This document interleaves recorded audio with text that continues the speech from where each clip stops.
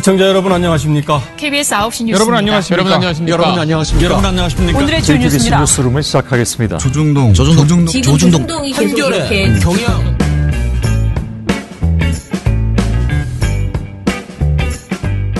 민원연의 미디어 탈곡기 576화를 시작하겠습니다. 예, 안녕하세요. 저는 민원연에서 사무처장을 맡고 있는 김원경입니다. 네, 종편 모니터 담당 활동가 임동준입니다. 이정일입니다. 저희가 어제 목요일 네. 순위가 그러니까 오늘 순위죠? 오늘 지금 전체 순위가 84위가 됐어요. 그건 또 왜 그러는 거야? 모르겠습니다. 도대체 알 수가 없어요. 팟빵 시스템 알 수가 없지만 네. 아무튼 요 근래 최고 순위를 찍은 것 같더라고요. 무려 40단계로 올라갔네요. 네, 왜 올라갔지? 잘 모르겠어요. 간효성을 원하지 않을까 싶은데요. 네. 저는 잘 모르겠습니다. 그러니까요. 네. 어쨌든 이게 좀 유지가 될런지 모르겠는데. 유지시켜 봅시다. 네. 네. 연극 잘 보셨습니까? 예, 연극 잘 봤습니다. 사람마다 평이 다 달랐어요. 그러니까 이게 연극은요 어제 본 거랑 또 오늘 본 거랑 또 다르대요. 그렇죠. 예, 조금씩 계속 달라진대요. 사람이 하는 거니까. 그리고 예, 분위기도 다르고. 누가 연기하느냐에 따라서도 그렇죠. 좀 더 배우마다 누가 더 또 주인공 달라지죠. 같은지 그 느낌이 달라진. 특히 이 연극이 그렇다는데요.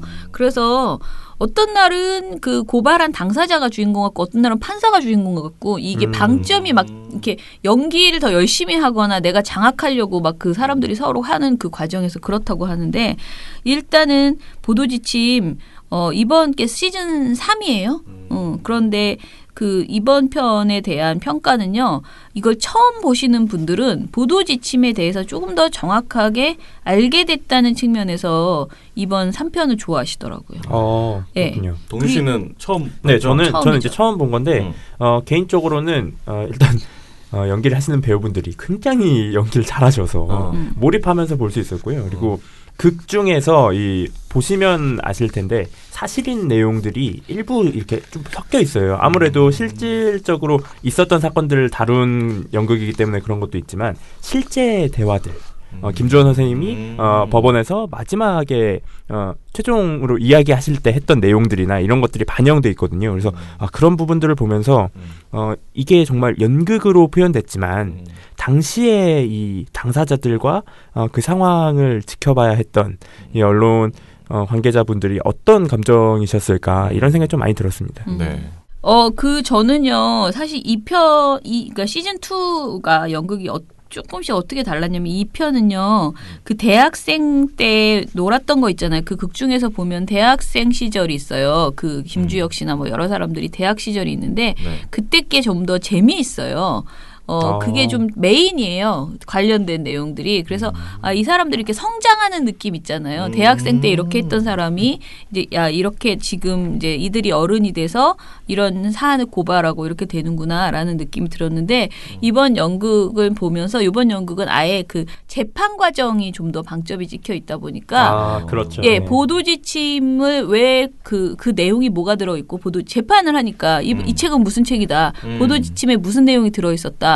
당신 왜 이거를 고발했느냐? 당신 왜 이거를 발행했느냐? 이런 내용이 좀 더 방점이 찍혀 있어서 보도지침 그 자체를 알리는 데는 이번 편이 좀 더 나았다라는 생각은 좀 들어요. 그래서 저는 뭐 많은 사람들이 이 내용을 좀 알면 좋겠다라는 생각이 들고 저야말로 보도지침에 있는 이 활동하신 모든 사람을 다 인터뷰했었잖아요.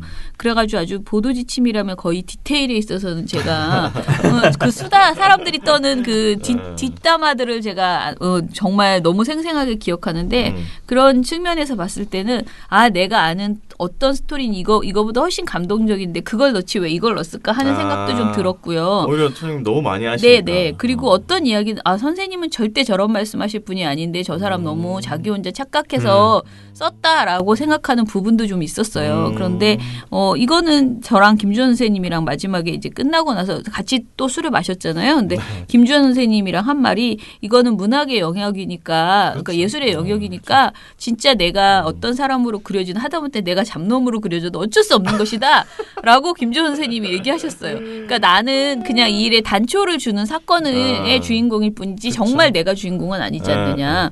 그러니까 나는 그냥 어떻게 해서든 이게 변화 발전해 나가는 것이 그냥 보기에 뿌듯하다. 그렇게 얘기를 하시더라고요. 연극이니까요. 네. 근데 저는 선생님이 건강이 많이 안 좋아 보였어요. 그래서 전부 다 이렇게 볼 때마다 조금 더 그런 게 드는데 그래서 KBS나 MBC나 YTN이나 뭐 뉴스타파에도 좋은데요. 이런 대단했던 사람들에 대한 사실 김주현 선생님은 여러분이 상상하지 못할 정도로 내가 맨날 그 돈키호테 같은 사람이라고 얘기하는데요. 정말 이상한 사람이죠. 왜냐하면 사실 그 시대에 보도지침이라는 걸 누구나 다 당연한 것으로 받아들이고 누구나 다 그 보도지침이 일상화되어 있는 시절이었는데 그것을 복사해서 그렇게 몰래 밤마다 새벽에 4시에 막 그 회사에 들어가가지고 잠입해서 그거를 복사를 해서 그게 지금처럼 복사하기가 쉬운 시절도 아니었는데 그런 복사기가 막 사무실마다 흔하게 있는 것이 아니었단 말이에요. 그런데 그거를 그렇게 해서 밖으로 빼돌려서 흥로를 할 생각을 했다는 거. 그때는 그러면 진짜 고문받고 죽을 수도 소리 소문 없이 죽어나갈 수 있는 그런 시절이었는데 그런 짓을 했다는 것 자체가 보통의 그 머리로는 상상할 수 없고 거기 그 연극에도 나오지만은 아이도 있어. 결혼해서 아이도 신혼이었단 말이에요. 그 신혼이면 좀 사람이 좀 말이야 철이 있어야지. 그런 철없는 짓을 해가지고 재판에 아기가 아장아장 한창 그런 그 갓 태어나서 돌을 그 감옥에서 받잖아. 아기 돌이 감옥에 있을 때 있었단 말이에요. 그러니까 상상을 해보면요. 이분이 했던 일은 정말 위대하거든요. 그런데 그런 분들이 좀 살아 있을 때, 그러니까 건강하게 계실 때 좀 인터뷰도 많이 남겨놓고 우리가 말하는 인물현대사 이런 거 좀 다시 만들어줬으면 좋겠다. 지금 우리 인물현대사 편이요. 이제 문성근 씨가 KBS에서 했었죠. 여러분 혹시 유튜브 같은 거에서 찾아보시면 정말 대단한 내용들이 많아요. 거기서 뭐 전태일이나 이소선 어머니나 또는 우리 송건호 선생님이나 이런 분들에 대해서 인물현대사에서 잘 다뤄줬어요. 그런데 그 이후 10년 동안 이런 게 없었기 때문에 지금 해야 될 사람이 지금 줄을 서 있습니다. 너무너무 많아요. 네. 이분들이 더 건강을 해치기 전에 그 인물 현대사를 저는 돌아가신 다음에 쓰는 것보다 살아있을 때 이분들의 목소리를 직접 담는 그리고 제대로 좀 완성도 높은 그런 것들을 좀 만들어줬으면 좋겠다라는 생각이 원래도 좀 들긴 했지만 요번에 김주현 선생님을 보면서 좀 더 많이 들었고요. 그리고 그 MBC 같은 경우에는 이제는 말할 수 있다. 이 편을 좀 만들었으면 좋겠다. 그러니까 그 대표적인 그 사례잖아요. 이제는 말할 수 있다와 인물현대사가. 그래서 K는 K대로 KBS는 인물현대사를 좀 만들어주시고 또 김한균 PD가 이제 언론노조 위원장 그만두고 MBC로 돌아가셨으니 좀 이제는 말할 수 있다. 2 해가지고 지금 할 게 얼마나 많으니까 용산 참사 뭐 세월호 해서 다 이제는 말할 수 있다 좀 해줬으면 좋겠다.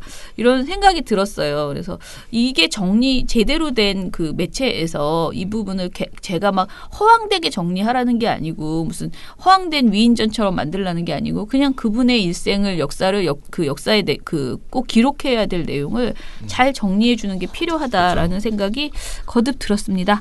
이 방송을 듣고 계신 제작자 여러분. 네. 제가 또 개인적으로도 막 찌르고 돌아다닐 거라서 네. 우리의 목소리죠. 그냥 시민들이 네. 그런 걸 원한다라고 하면서 잘 들으시기 바랍니다. 네. 자, 그러면은 미디어 스크랩 해볼게요. 조선일보가 그 헝가리 연출 사진 그거를 사과를 했습니다. 사과까지는 아니고요. 네. 아무튼 정정 보도를 내놨습니다. 이 조선일보가 1일에 그 이제 헝가리 현지인 한 다리 위에서 편지를 들고 있는 손이 담긴 연합뉴스 사진을 내보낸 바 있죠. 당시 조선일보는 피해자 가족이 피해자의 조카가 써 보낸 편지를 들고 있다라고 이렇게 사진 설명을 넣었어요. 네. 근데 이것이 완전히 다 틀려 버렸다라는 것이죠. 완전 오보였습니다. 네. 당연히 유가족이 두고 간 편지를 기자가 손에 들고 있었던 것이었고요. 사실 이것조차도 지금 확인된 바 없는 거잖아요. 그렇죠. 왜냐하면 어디에 뭐 벽에 붙어 있었다라는 말도 있는 그런 상황이니까 조선일보는 바로잡습니다를 냈는데요. 피해자 가족이 피해자의 조카가 써 보낸 편지를 들고 있다고 보도했으나 본지 기자가 사진을 잘못 해석한 표현이었다. 피해자의 조카로 추정되는 분이 현장에 둔 편지를 통신사 기자가 들고 찍은 사진으로 확인되었다. 이를 바로잡는다. 라고 썼습니다. 사과는 안 했어요. 그냥 바로잡는다. 아니 이 바로잡는다 나왔는데 북한 관련 오보는 바로잡는다 없나요? 그러게요. 네. 그런 것은 바로잡지 않습니다. 아, 왜 그런 거 좀 바로 잡아줘. 좀. 그래서 제가 그 정관용을 지난주에 수요일 지난주가 아니 자꾸 지난주래. 하루도 쉬고 왔다고 자꾸 지난주라고 하네요. 그 정관용의 그 미디어 포커스 우리가 하는 거 그거를 하는데 제 마지막에 장난처럼 그 저기 언론 통일이 되면 언론중재위원회가 진짜 무지하게 바쁠 거라고 그렇게 당사자가 넣어야 되기 때문에 지금 이 모든 문제를 당사자들이 김영철 나 숙청 안 당했어. 현성월 나 듣지 않았어. 나 아직 살아있어. 총살이란 이 세상에. 그럴 거라고 제가 얘기했는데. 기사를 근데 좀 내렸으면 좋겠는데 기사도 안 내리고 있고 참. 네. 그러니까 참 이상한 사람들이야, 그죠? 이상해요. 내리는 게 더 창피하다고 생각하나? 제 생각에는 그 하나를 내리잖아요. 그럼 다 내려야 돼요. 이 정도까지 계속 찾아가지고 다 내려야 돼. 너 내릴 게 너무 많아서. 내릴 게 너무 많아. 안 된다 이거. 하나 대처하기 시작하면은 다 대처해야 돼. 하지 마 이렇게 된 게 아닐까. 저는 그렇게 추정해 봅니다. 네. 아유 참. 웃긴다. 자, 그 다음에 또 하나 있죠. 우리가 지난 방송에서 이미 얘기했는데 이것도 수요일 날 저희 미탈에서 얘기했던 건데요. 네. 그 JTBC가 올림픽 중계권을 단독 중계권을 따낸 것에 대해서 방송협회에서 이제 논평을 냈었잖아요. 네. 이것에 대해서 미디어오늘에서 보도를 했네요. 그리고 이날 그 여기저기에서 다 보도를 했나 봐요. 관련된 보도를. 그죠? JTBC도 관련 내용을 보도를 했고 네. 그리고 그러니까 4일 그렇죠. 네. 그리고 지상파 3사가 일제히 자사뉴스에 이 관련된 내용을 보도를 하면서 의제 설정을 했대요. 그런데 그중에서 물론 단신이긴 했어요. SBS는 4일에 보편적 시청권 훼손, 국부 유출 우려. 야, 제목 잘 뽑았네. 자기들이 하고 싶은 말만 쏙 뽑았네. 그죠? 이런 단신 뉴스를 내놨고요. 그리고 지상파 3사 가운데 SBS가 가장 적은 시간을 할애했지만, 우리가 계속 말하는 과거 자기들이 한 일을 생각하면 좀 민망한 그런 제목을 뽑았다라고 할 수 있고요. 네. 그런데 JTBC 보도는, 좀 보셨어요? JTBC 보도는 어땠어요? 제가 이걸 자세하게는 다 보지 못했는데, 네. JTBC 같은 경우는 본인들이 중계권을 따냈다. 네. 이런 보도를 하나 내놨고, 네. 그리고 IOC가 왜 JTBC를 선택을 했는가. 이런 오, 거에 대한 또 보도를 하나 선택해? 내놨어요. 돈 많이 줬으니까 했지. 네, 그렇죠.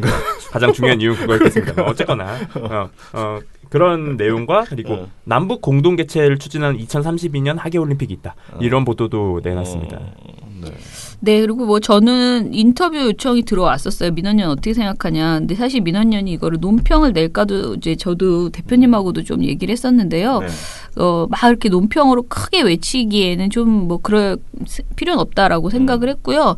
다만 SBS 또는 이제 방송협회가 그런 주장을 하는 것이 좀 민망하긴 하다라는 이야기 저희가 아침에 했던 그 얘기랑 비슷하게 대표님도 공감하시더라고요. 그러니까 저보다 조금 더 강하게 얘기를 하셨는데 저희 이제 그 정윤호 대표께서는 이게 이런 지적을 할 거면은요. 애초에 코리아풀에 JTBC나 다른 언론사들에게 코리아풀로 같이 하자라는 제안이라도 먼저 해봤어야 되는 거 아니냐. 제가 알기로는 코리아풀이 그냥 그 지상파 3사의 풀이에요. 예.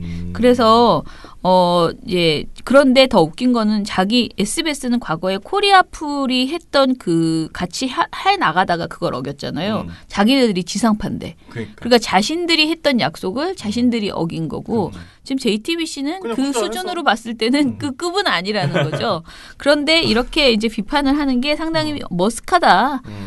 이걸 우리가 편들어주기 참 그렇다. 그 방송협회. 그렇다고 방송협회에게 야 니네 정말 웃기다 이렇게 또 논평을 쓸 수도 없잖아요. 그러니까 그냥 이렇게 방송에서 어머머머 그러면서 어쩔 이렇게 하는 것 이상의 우리가 어떤 대응을 하긴 좀 그렇다라고 이제 그렇게 좀 생각을 했습니다. JTBC도 보도에서 그렇게 많이 낼 필요가 있나? 저는 그 생각이 좀 들고. 네. 그리고 저는 계속 말하지만은 여기 인터뷰에도 좀 나갔던데 저는 기본적으로 자사와 이해관계가 있는 내용은 보도를 안 하는 게 정석입니다. 왜냐면 이걸 보도를 하다 보면은 아무래도 자기네 그 회사의 입장에서 보도를 할 수밖에 없거든요. 뉴스가 아니고 약간 회사 입장문 이런 네, 느낌이 그러니까 이게 나잖아요. 옛날 그 MBC에 맨날 자기네 논평, 자기네 성명 이런 거 보도로 만들어주던 그거에서 크게 달라질 수가 없어요. 그래서 에이, 나는 선의를 가지고 이게 뭐 국민이 알 걸 어쩌고 해서 자꾸 자기네들은 쓴다고 하지만은 안 쓰셔도 우리는 다 알 권리를 충족시키고 있습니다. 미디어 오늘이나 다른 걸 통해서 얼마든지 보고 있기 때문에요. 아니, 그리고 그런 리포트는 하나만 하면 돼요. 네, 그러니까 자기가 했다. 그럼 그 정도 하면 되지. 몇 개를 그거를 해가지고 계속 리포트를 내고. 그렇게는 안 했으면 좋겠는데. 네, 그렇습니다. 네. 자, 그리고 뭐 국부유치 프레임 요것은 제가 보기에는 뭐 당연히 나올 수 있는 저는 말이라고 생각을 하거든요. 왜냐면은 우리는 굉장히 이런 방송 보는 걸 좋아하는 나라고. 그렇죠. 그렇죠. 국뽕 좋아하는. 네. 그러다 보니 어떻게 해서든 좀 많은 언론에서 좀 이렇게 이거를 뭐 중계권을 따내려고 노력할 수밖에 없는, 그러니까 경쟁이 발생할 수밖에 없는 상황이다 보니까 문제도 있고. 네, 예.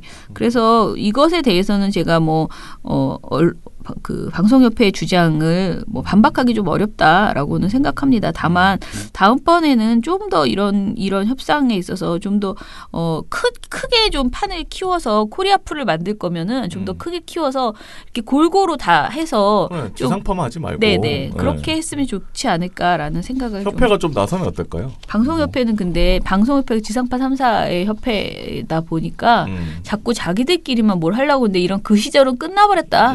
그렇게 우리 3사가 그렇게 한다고 될 문제가 아니다라는 점에서 좀 더 크게 판을 벌려서 제안을 해놓은 게 좋겠다라고 생각이 듭니다. 뭐 보편적 시청권도 사실은 좀 그렇고. 그 모든 게 다 어색하다니까. 빈약하고. 이제 영광의 날이 갔다라고 생각하셔야 됩니다. 지상파 3사께서는. 자, 그러면은 오늘 저희 방송 모니터 보고서인데요. 사실 우리 동준 씨는 지금 종편 모니터를 하고 있기 때문에 이걸 할 필요가 없는데 이것을 왜 하게 됐느냐? 네. 쓰신 분들이 다 안 왔어요. 오늘 다 휴가를 내셔가지고. 네. 쓰신 분, 수정하신 분 다 안 와가지고요. 네. 동준 씨가 발표하고 동준 씨가 방송도 하게 됐습니다. 네. 자, 시작해 볼게요.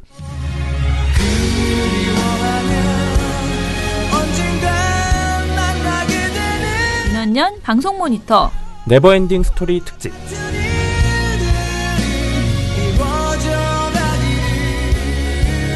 네, 오늘 제가 가지고 온 노래는 부활의 네버엔딩 스토리입니다. 네. 이 노래 뭐 너무 유명하기 때문에 제가 따로 설명을 안 드려도 다 아실 것 같은데요. 네. 근데 이 네버엔딩 스토리는 굉장히 그리워하는 연인이 아니라 반복되는 북한 관련 오보입니다. 그리고 제가 부활의 노래를 들고 온 이유가 또 있습니다. 네, 이쯤 되면은 이제 살짝 감을 잡으셨을 것 같은데요. 앞서서 저희가 미디어 스크랩에서 잠깐 언급했습니다만 조선일보가 5월 31일에 일면 머리 기사로 김영철은 노역형, 김혁철은 총살 이 보도를 냈어요. 김명성 기자의 보도였죠. 네. 그리고 이 보도가 나간 지 한 3일 만에 이 보도가 오보다라는 것이 확인되는 사태가 벌어졌습니다.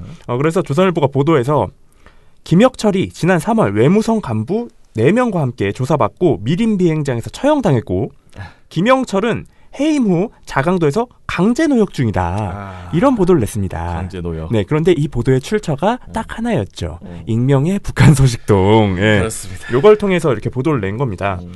그래서 사실 이거는 우리 당국 뭐 국정원이나 통일부나 이런 데서 확인할 수 없는 정보였던 거예요. 네. 그죠? 그냥 익명의 북한 소식통이 이렇게 얘기했다고. 거기다가 단독이었잖아요. 맞습니다. 네, 그렇게 낸 거예요.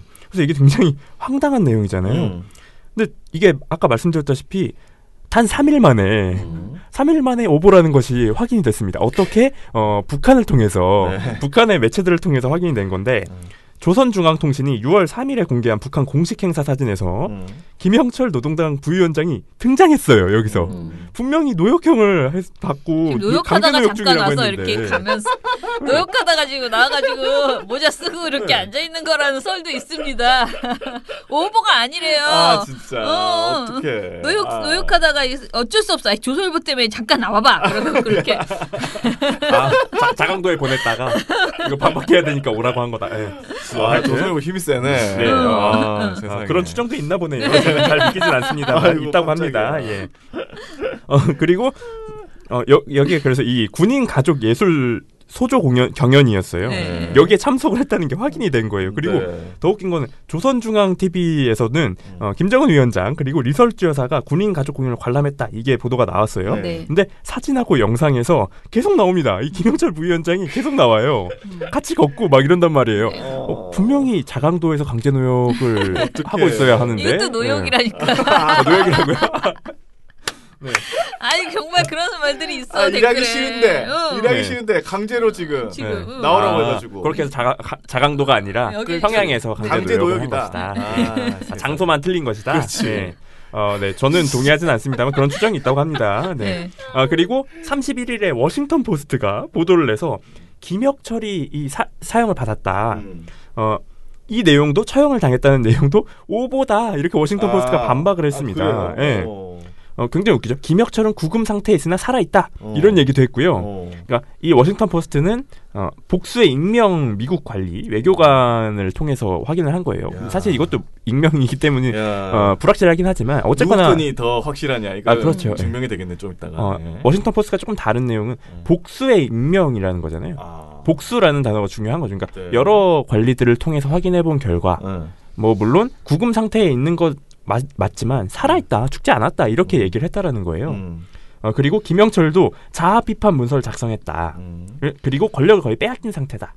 하지만 김혁철이 총살됐다는 등의 보도는 오보다 이렇게 비판했어요. 바로 잡은 거예요. 되게, 워싱턴 포스트가. 그러네요. 좀 그럴싸해 보이죠. 뭔가 자세한데. 좀 뭔가. 그리고 복수의 그냥 익명의 소식통이 아니고 복수의 익명 미국 관리 네. 그리고 외교관. 이래요. 그러니까 출처가 조금 나아 보여. 예, 그리고 말도 좀 그럴싸해 보여. 왜냐면 자아 비판 문서 정도는 작성할 것 같아. 내가 봐도 일이 왜 안 됐을까 이러면서 권력도 좀 뺏겼을 것 같다라는 생각이 드는데 총살 이건 조금 국내에서도 김영철이 권력이 조금 약해진 것 같다라는 분석은 정세현 전 통일부 장관도 비슷한 얘기를 했어요.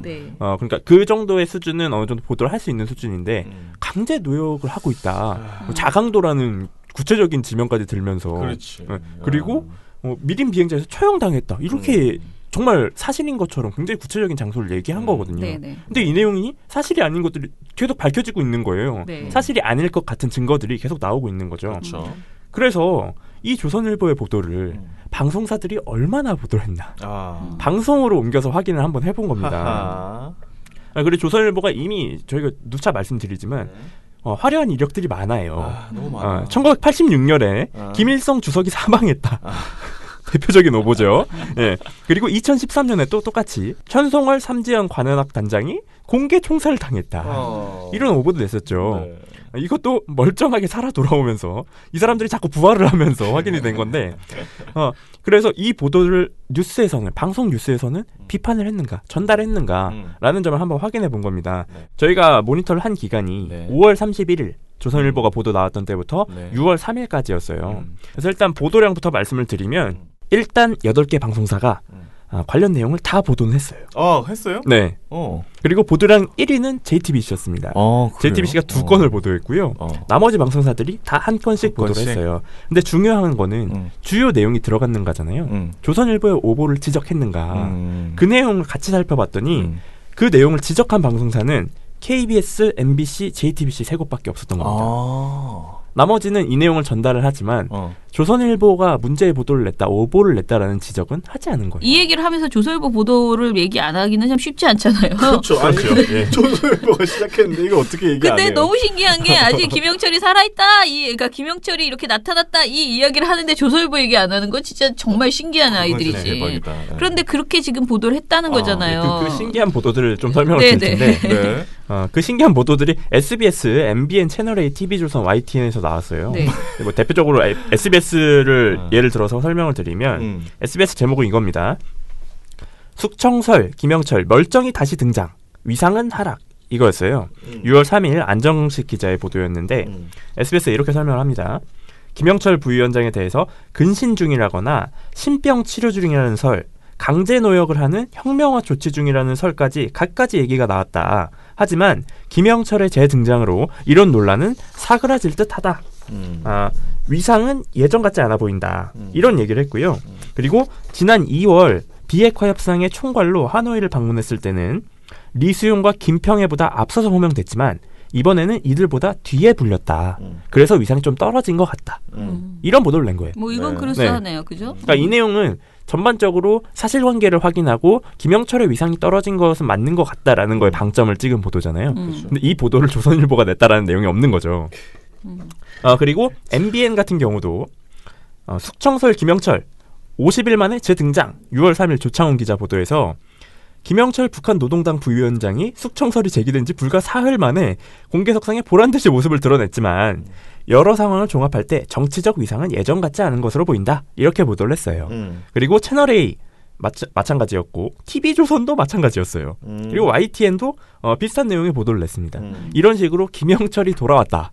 하지만 위상은 예전 같지 않다. 여기에 방점을 찍은 보도들이 SBS, TV조선, 채널A, MBN, YTN에서 나온 겁니다. 아니 그러니까 김영철이 돌아왔다는 알겠는데 김영철이 누가 김영철을 사라지게 했는가 이 얘기를 왜 안 하냐고.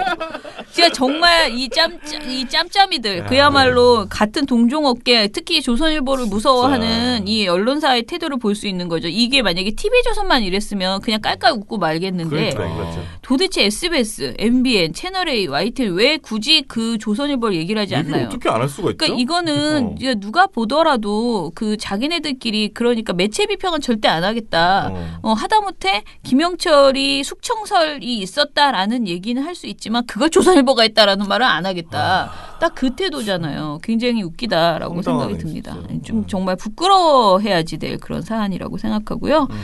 그렇다면 MBC, KBS 그리고 JTBC는 어땠는지 좀 들어보죠.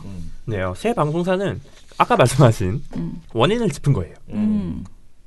누가 이런 보도를 냈는가? 당연하지. 어떻게 이런 보도를 냈는가? 그렇지. 이걸 지적한 겁니다. 새 방송사가. 사실 이거 좀 뭐 칭찬하기도 뭐한 게 그냥 해야 될 보도를 한 거라서 저는 이거 굳이 우리가 칭찬을 해줘야 되나 싶거든요. 아니 근데 해야 될 보도인데 그 세 개만 했다는 게 그죠? 그게 충격적이니까요. 더 충격적인 네, 거죠. 와. 그래서 KBS 보도를 먼저 설명드리면 KBS가 그 뉴스 주민이라는 코너 이게 약간 뭐 JTBC의 비하인드 뉴스 같은 비슷한 형식의 코너예요. 네. 근데 여기서 이걸 다룬 겁니다. 보도 제목이 숙청됐다던 김영철 건재 현송월도 부활 이거였습니다. 아 너무 잘 만들었다. 제목이 좋은데? 네, 정윤석 기자의 보도였고요. 그래서 보도 제목에 아예 현송월 오보까지 꺼내든 거예요. KBS는 옛날에도 조선일보가 그랬다. 이것까지 꺼내든 겁니다. 제목이 잘 하셨습니다. 대박이네. 네. 부활. 그래서 연경철 앵커가 북한 매체들이 공개한 사진을 언급하면서 이런 질문을 합니다.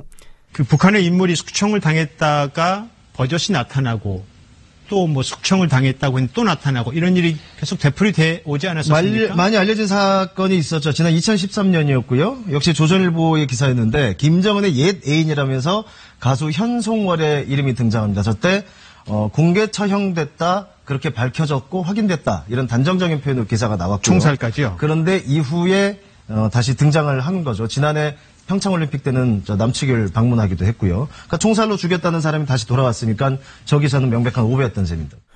죽었다고 했는데 부활해가지고 대한민국에 왔어요. 예수예요? 이 현송월이? 그러니까 이런 식으로 보도를 했다. 조선일보가 진짜 현송월 단장을 신격화 시켜주고 있습니다. 네. 이런 큰일날 조선일보 안 되겠네. 좋은 현상은 아니라고 보고요. 네, 그래서 KBS는 이 당시 조선일보 보도가 명백한 오보였다라고 딱 지적을 했어요. 그리고 이 문제들의 원인이 있잖아요. 저희가 항상 누차 이야기하지만 북한 보도는 특수성이 있잖아요. 사실관계를 명확하게 확인하기가 어려워요. 어렵죠. 그렇다 보니까 일방적 주장만으로 자극적인 내용을 보도해서는 안 되는데 조선일보가 같은 내용을 반복하고 있는 거예요. 그래서 그렇죠. KBS도 이걸 지적을 합니다. 출처, 소스는 어디입니까? 그러니까 보통 이런 기사들은 뭐 소식통 이렇게 표현을 하기 때문에요. 그러니까 다른 기자들을 확인해서 기사를 쓰고 싶어도 검증이 어려운 상황이 되는 거죠. 그러니까 임명의 이름으로 지금 쓴 거죠. 네네. 그래서 아무래도 부적절한 기사들이 계속 생산되는 그런 패턴이 반복되고. 그런 현상을 일부 외신들이 좀 꼬집었습니다. 그러니까 조선일보가 5월 30일 날 기사를 쓴 이후에 미국 워싱턴 포스트가 당시에 현송월 숙청 보도를 언급을 하면서 사실이 아닌 것으로 판명됐다. 역시 믿기가 어렵다라고 기사를 썼고 예. 영국 BBC 같은 경우에는 북한의 숙청 보도 왜 신중해야 하는가 이런 기획 기사를 쓰기도 했습니다. 라는 걸 지적을 한 거예요. 잘했네요. 네. 네. 그리고 유일하게 JTBC가 이 사안 관련해서 2건의 보도를 낸 방송사였거든요. 네. 2건의 보도를 냈는데 첫 번째가 뭐였냐면 김영철이 재등장했잖아요. 그걸 설명을 하면서 이제 국내 전문가들한테 물어보는 거예요. 누구였냐면 정성장 세종연구소 연구기획부장이었는데 이분한테 가서 뭘 물어봤냐면 이 조선일보 보도 내용대로 강제 노역형을 받았으면 저렇게 등장할 수 있냐 이걸 물어본 거예요. 네. 그랬더니 이분이 뭐라고 대답하시냐면 김 부위원장이 강제 노역형에 처해졌다면은 단기간 내에 이렇게 복귀할 수가 없습니다. 단기간 내에 이렇게 복귀할 수가 없습니다. 이렇게 얘기를 했어요. 그래서 저희가 앞서서 언급한 지금 노역을 받고 있는 것이다. 이런 주장이 아니라면 이런 게 사실이 아니라면 일하기 싫은데 자꾸 그렇죠. 강제 네. 노역을 일을 시키고 그렇지 않다면 조선일보 보도는 오보이다 이렇게 보도를 한 거예요. 그리고 두 번째 보도에서는 마찬가지로 2013년에 있었던 현송월 단장 숙청설 이 보도를 또 얘기를 했습니다. 현송월 숙청도 오법 판명, 설익은 정보 과장 탓. 이 안익은 기자의 보도였어요. 안익은 기자도 KBS처럼 마찬가지로 이 소식통 전원, 익명의 소식통 얘기하는 이 보도들의 문제점을 짚은 겁니다. 그래서 JTBC도 이런 식의 두 개의 구성을 하면서 조선일보가 오보를 냈고 이 원인이 무엇이고 근본적인 문제가 무엇인지 이렇게 짚은 거예요. 그리고 마지막으로 MBC인데요. MBC는 굉장히 구체적으로 내용을 설명하면서 사실 MBC가 저는 좀 날카로웠다라고 봤어요. 네, 이 보고서를 보면서. MBC 보도 제목이 이겁니다. 김영철 건재했다. 보란 듯 김정은과 같은 줄에. 이거였어요. 이호찬 기자의 보도였는데 소식통 인용의 문제는 나오진 않았어요. 익명의 소식통을 지적하진 않았지만 MBC가 뭘 지적했냐면 조선일보가 오보를 냈다. 이걸 굉장히 구체적으로 지적을 합니다. 마음을 네. 그래서 아예 보도에도 이렇게 나와요. 네, 지난주 조선일보가 숙청설을 보도했던 김영철 북한 노동당 부위원장이 김정은 위원장과 함께 공연을 관람하는 사진을 오늘 북한이 공개했습니다. 지난주 조선일보는 일면에 북한 소식통을 인용해 김영철이 자강도에서 강제 노역 중이라고 보도했습니다. 오늘 김영철의 사진이 공개되면서 숙청설은 오보로 확인됐습니다. 북한은 과거 현송월 삼전 관현악단 단장, 리영길 군 총참모장의 처형 보도가 나왔을 때도 공개 반박 대신 주요 행사에 참석자로 소개하며 오보를 바로잡았습니다. 참석자로 소개하며 오보를 바로잡았다. 옛날에도 오보를 냈을 때 북한이 이런 식으로 바로잡은 적이 있다. 한두 번이 아니다. 이런 지적을 한 거예요. 그리고 50일 넘게 김영철이 잠적했던 이유는 불분명하다. 그리고 여전히 그러니까 뭐 이런 식으로 김영철이 왜 잠적을 했었는지에 대해서는 알 수 없는 영역이지 이런 식으로 근거가 없이 강제노역을 갔다는 등 이런 소문 뜬구름 잡는 북한 익명의 소식통의 소문을 인용해서는 안 된다라는 점을 지적을 한 겁니다. 물론 MBC도 이 얘기는 했어요. 하노이 회담 결렬에 대한 책임을 가리는 내부 검열 때문이란 설, 그리고 건강 악화로 치료 중이었다는 설, 이런 설이 있었고 김영철의 재등장을 두고 북한이 내부 문책과 협상 전략 재정비를 어느 정도 마무리한 거라는 분석도 있다. 이런 해석도 덧붙였습니다. 그래서 MBC 같은 경우는 확실하게 조선일보가 일면에서 오보를 냈다라는 걸 지적했다라는 게 앞선 두 방송사와 조금 차이점이었습니다. 뭔가 KBS하고 MBC가 잘하면 괜히 우리가 뿌듯한 것 같아요. 그런가요? 못하면은 참 미치겠네 정말 이런 생각이 들고. 좀 잘하지 또 이러는데 이럴 때는 좀 그래 우리가 그때 잘했어 이 생각을 하고 있습니다. 아니 만약에 KBS, MBC 정상 안 됐어 봐요. 네 맞습니다. 이거 JTBC만 했어요. 네. 그럴 수 있죠. 왜냐하면 다른 언론도 다 안 했잖아 지금. 네. 뭐 정상화 됐다는 언론들도 안 했잖아요. 조선일보라고 딱 지적하지 않았거든요. 그러니까. 네. 아무튼 조선일보라고 지적하지 않은 방송사들 진짜 웃기는 방송사들 SBS, MBN, 채널A, TV조선 TV조선 이해해 YTN 이렇게 보도는 해놓고 조선일보 얘기 안 하는 사람들 참. 있었습니다. 네. 사실 이거 되게 기발한 것 같아요. 이거를 말하지 않는 이 태도가 진짜 기발한 것 같아요. 그리고 이거를 이렇게 굳이 밝혀내는 우리도 너무 웃긴 것 같아요. 이렇게 꼼꼼히 보다니. 잡았다 이거 너무. 그러니까 제가 그래서 이거 표로도 만들어 달라 그랬어. 이거 표로 안 보여주면은요 또 헷갈려요. 그러니까 맞아, 표로 맞아. 딱 적어주세요. 내가 그랬거든요. 네. 아무튼간에 재미있는 보고서였습니다. 자, 그러면 우리 댓글 좀 읽어보고 마무리하겠습니다. 부모가 되면 뒤를 보게 된다. 내 인생의 전부가 있으니까. 가족이 살아갈 사회가 언론으로 인해 더 편안하고 안전하게.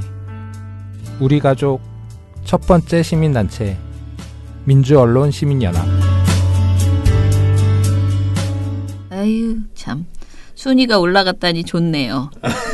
네. 네. 85위 오랜만에 보는 두 자리 숫자. 네. 100위권 안으로. 네. 티에노님, 비가 와서 선선할 줄 알았는데 끈적끈적하니 불쾌지수가 높은 날이네요. 저녁에는 시원한 맥주 한 잔씩 반주로 마시고 오보 막말 대잔치에 소모된 뇌를 쉬게 합시다라고 네. 하셨습니다. 저희가 그 TM님께서 보내주신 아이스크림을 먹으면서 네. 이 뇌를 쉬게 하고 있습니다. 감사합니다. 네. 그 다이어트 아이스크림 좀 찾아봐 주세요. 한 두어 개만 보내주세요. 그 다이어트 아이스크림이라는 단어는 되게 따뜻한 아이스 아메리카노. 그렇죠. 예, 맞습니다. 네. 있을 수 없는 것들이죠. 있을 수가 없어요. 아 너무 웃기다. 자 미련곰탱님 수요일에서 목요일 방송 잘 들었습니다. 진짜 언론들 너무 한심하네요. 강효상은 공익제보자가 아니라 국익을 해치는 반란군인데 말이죠. JTBC에서 처음 보도했을 때 보고 충격받았는데 자유당은 강효상 감싸고 전 직장에서도 감싸다니 정말 방가일보 계열 싹 다 문닫아야 합니다라고 하셨고요. 네. 그리고 박진솔 활동가님이 NG를 내니 드는 생각. 미탈 시즌 1 때 했던 NG 대잔치를 부활하는 것이 어떤가 싶네요. NG 대잔치는 부활보다는 제가 방송에서 한번 잘 엮어보겠습니다. 네. 네. 그런 생각을 지금 가지고. 별로 나는 원치 않습니다. 그런 생각 가지고 최근에 그렇게 편집을 하고 있는데. 네. 아무튼 그렇습니다. 요거 그다음 거 읽어주세요. 네, 고이양이 아빠님께서 원포인트 릴리프 양승양이태를 대법원장으로 한표하셨습니다. 이거는 네, PD님이 말씀하신 제 의견인데 네, 양승태를 다시 대법원장으로 복귀시켜서 강효상 의원의 유죄를 끌어내야 한다라는 주장이었는데요. 저는 동의하진 않습니다. 네. 그리고 네. 보도지침 공연장에서 미타를 매일 듣지 않는다는 부실한 김현식 이사님과 나란히 앉아 관람하면서 이정일 PD님이 더욱 보고 싶었습니다. 저는 미타를 매일 출연하시는 김원경 차장님과 이정일 PD님 외에는 무조건 매일 청취해야 한다고 생각하는 1인인지라 처음 만났을 때 저를 선배님이라고 불렀던 실제 생물학적으로 저보다 훨씬 연로한 사랑하는 김영식 민원연 이사님의 만행을 고발합니다라고 남겨주셨습니다. 이 얘기를 술 먹으면서도 계속하는 거야. 네. 미타를 안 듣는다니 그게 말이 되냐. 민원연 이사가 매일 들어야지. 네. 정말 김현식 이사가 힘들어했습니다. 고양이 아빠님께서 굉장히 미타를 좋아하십니다. 맞습니다. 네네. 그리고 밑에 댓글 하나 더 다셔가지고 네. 제 종편 모니터를 참 잘 보고 듣고 계시다면서 네. 종편 모니터 하시면서 그 맑은 얼굴이 캄캄해졌다고 남겨주셨는데요. 그리고 술 또는 욕이라도 잘 즐기길 권유합니다라고 남겨주셨어요. 근데 네. 일단 사실관계를 바로잡자면 저는 캄캄해지지 않았습니다. 그래요? 네. 캄캄해지지 않았고요. 그건 네. 모릅니다. 그건 남이 봐야. 그런가요? 네. 내가 봐서 몰라. 네. 네, 일단 캄캄해지지 않았다라는 제 네. 입장을 밝히겠습니다. 네. 예. 네. 그리고 술 또는 욕이라도 잘 즐기길 권유한다고 하셨는데요. 네. 두 개 중에 하나는 제가 취사 선택을 해서 잘 즐겨보도록 노력하겠습니다. 네, 애둘 아빠님은 얼마 전 라디오에서 봉 팀장님 목소리를 들었습니다. 너무 신기하고 반가웠네요. 요즘은 사정상 방송을 자주 듣지 못하지만 마음은 늘 응원하고 있습니다. 하셨습니다. 감사합니다. 그러면서 1,000원을 후원해 주셨습니다. 감사합니다. 예, 봉 팀장이 나가는 방송은 TBS의 라디오이고요. 저녁 7시 정도에 방송을 생방송이에요. 방송을 하더라고요. 이수기의 색다른 시선입니다. 제가 옛날에 종병 있을 때 이 방송 꼭 나가고 싶었는데 나를 안 불러주고 그러더니 아무튼 봉 씨가 이것을 하게 돼서요. 지금 거의 가짜뉴스 전담반처럼 가짜뉴스 관련된 이야기를 다루고 있습니다. 고이양이 아빠님, 조중동과 종편들 스스로 만든 보도 지침을 우리는 다 안다. 이렇게 또 욕을 한마디 써주셨습니다. 네. 투어이브 박미정님, 어제 보도지침 너무 잘 봤습니다. 배우들이 연기를 잘해서 더욱 재미있었습니다. 얼마 만에 보는 연극이었는지 몰라요. 뜻깊은 자리였습니다. 뒤풀이도 가고 싶었지만 오늘 일이 있어서 아쉽게 그냥 올 수밖에 없었습니다. 다음엔 꼭 끝까지 함께하겠습니다. 모두 수고하셨습니다. 하셨어요. 잘하셨어요. 이날 아주 뒤풀이 아주 끝이 그냥 아주 화려했어요. 아주. 네. 이 정도만 말하는 네. 것으로. 네. 알겠습니다. 하하 오수면님께서 또 한 편씩 후원을 해주셨습니다. 감사합니다. 2편에 1,000원씩을 해주셨습니다. 감사합니다. 토크라 503 귀태 때 소위 정윤의 문건 뽕지만 전달 유출건으로 죄 없는 경찰관 한 명을 자살로까지 몰고 갔을 때 방가이보 애들 뭐라고 했더라라고 해주셨습니다. 네. 네. 그리고 민영곰탱님이 군인권센터에서 논평을 발표했던데 세계일보가 허위 사실을 적었나 보네요 하셨어요. 근데 저도 이 기사를 이제 개인적으로도 보내주셔서 봤는데 일단은 그날 그 축제 있잖아요. 퀴어 축제, 네. 퀴어 문화제에서 쓰레기가 너무 많이 나왔다라는 보도를 세계일보가 해줬는데요. 그 세계일보 보도를 보면 이게 좀 진짜 이상해요. 그래서 이게 저는 군 인권센터 말을 전적으로 믿어야 되는지는 모르겠지만 거기 댓글들을 보면은 이거 정말 이상하다, 이상하다 그런 말들이 되게 많더라고요. 그래서 근데 심지어 이 섹션의 제목이 김 기자의 현장 플러스거든요. 네. 현장 플러스면은 가서 할 수 있는 얘기가 더 많을 텐데. 네. 그렇잖아요. 이 퀴어 문화 축제에 가서 다양한 얘기들을 담을 수 있는데 쓰레기가 남았다라는 이야기를. 그리고 그날 쓰레기가 아니고요. 평소에도 집회에서 쓰레기가 너무 많다. 그 얘기가 굉장히 많이 있어요. 그렇죠. 내용의 방점이. 집회가 많은. 네. 그래서 이 부분은 아니 그리고 쓰레기를 잘 처리하자 그걸로 그냥 따로 굳이 단지 꼭 이거를 이날 퀴어 문화 축제를 이렇게 한 거는 누가 봐도 퀴어 축제에 대한 어떤 그 흠집 그쵸? 찾기 그걸로밖에 보일 수밖에 없다라는 생각이 들었습니다. 뭐 옛날에도 그런 거 많이 했었잖아요. 뭐 네. 집회하고 나면 뭐 쓰레기 뭐 많다고 네. 조선일보나 뭐 이런 데서 엄청 많이 얘기했었는데. 네네 그런 것으로 보입니다. 네. 그리고 제가 그 유튜브 댓글을 좀 봤는데요. 일단은 우리가 그 말하는 그놈의 영상 도대체 어디냐 못 찾겠다라고 하시는 분이 있었어요. 그러니까 제가 민원연이 이제 새로운 영상 민원연 프레임 체크 지금 올리기 시작했다 좀 많이 봐달라라고 했는데 그걸 못 찾겠다고 하시는데 민주언론시민연합을 치시면은 유튜브에서 민주언론시민연합을 치시면 프레임 체크라고 해서 영상이 떠요. 그게 저희가 이번에 새로 내놓는 것입니다. 저희 유튜브 홈페이지에 오시면 그 밑에 재생 목록이 있습니다. 재생 네. 목록 중에 프레임 체크가 네. 있으니까 그거를 봐주시면 네. 되겠습니다. 그리고 지난 그 방송에 대한 댓글은 한국당과 조선일보가 어느 나라 정당, 어느 나라 신문인지 의심스럽다. 완전 친일파 매국놈들 같다. 이런 자들을 어떻게 처벌해야 좋을까라고 하시거나 민원연 화이팅 감사합니다. 조선일보 조선 찌라시와 찌라시 출신 국회의원의 수작질 콜라보라고. 그리고 민원연 진풍 명품 언론이다라고도 써주셨습니다. 네. 가르쳐주세요. 민원연 영상 하면 몇 년 전 것이 나와요. 제가 못 찾나 봐요. 이 몇 년 전 것은 하도 인기가 좋아서 그나마 그 인기가 좋았던 것이 나오나 봐요. 저도 가끔가다 치면은 그 성매매 하셨나요? 그거 있잖아요. 그런 게 막 올라와요. 네. 그리고 또 바위님께서는 존경합니다. 김규택님 현성월 사망설 이번에 김현철 오보 후 사과 내용도 없고 장제한 사건 등의 문제를 보았을 때 어떻게 기레기 기자를 탓할 수 있겠는가. 외교 문제가 장관 문제라고 한다면 기레기 문제는 역시 사주가 해야지. 반가 물러가라 이렇게 써주셨습니다. 반가 물러가라. 재미있네요. 네. 그리고 프레임 체크에도 아무튼 댓글들을 좀 달아주셨는데요.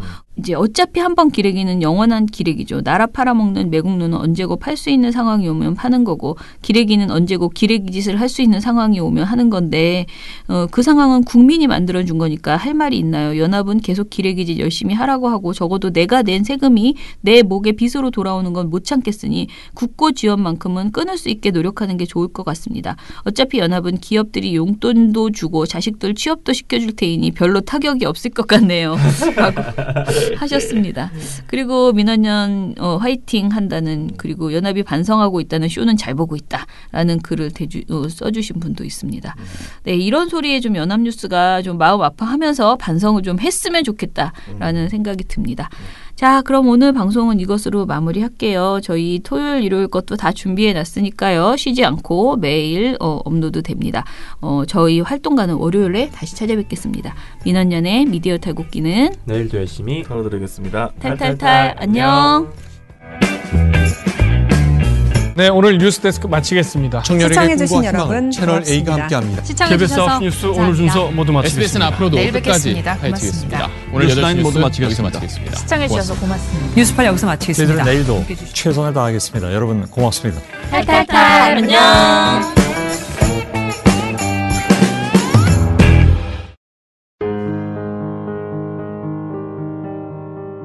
상상해보세요. 알아서 언론을 긴장하게 만들고 당신이 물어보면 궁금증을 해결해주고 어디서나 언론에 어떤 일이 일어나든 해결 방법을 모색하는 이것이 민원연이 우리의 삶을 더 쉽고 더 지혜롭고 더 나은 삶으로 만드는 방법입니다. 이제 당신이 사랑하는 일에 더 많은 시간을 쏟고 꿈과 열정을 추구할 더 큰 자유를 누리세요. 우리의 인생은 그래야 하니까요.